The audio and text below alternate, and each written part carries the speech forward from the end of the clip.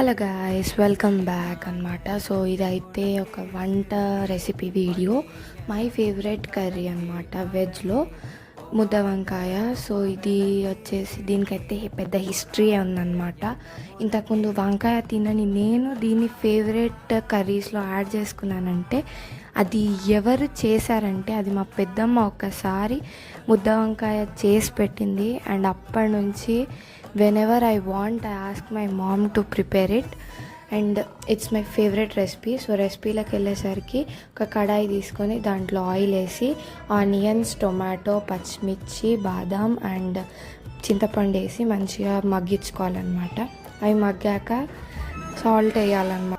Salt వేసేసి పొయ్యి మీద నుంచి దించేసుకోవాలన్నమాట.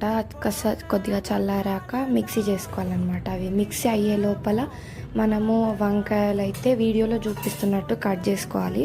కట్ చేసుకొని సాల్ట్ వాటర్లో వేస్తే లైక్ అవి ఆక్సిడైజ్ కాకుండా ఉంటాయి అన్నమాట.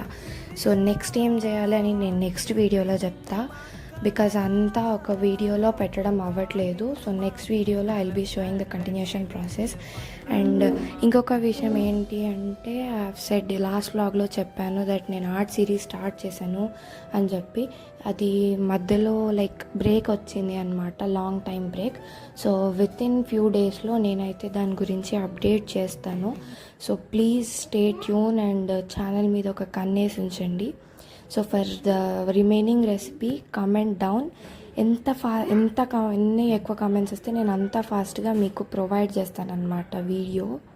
సబ్స్క్రైబ్ చేసుకోండి గాయ్స్. Bye bye.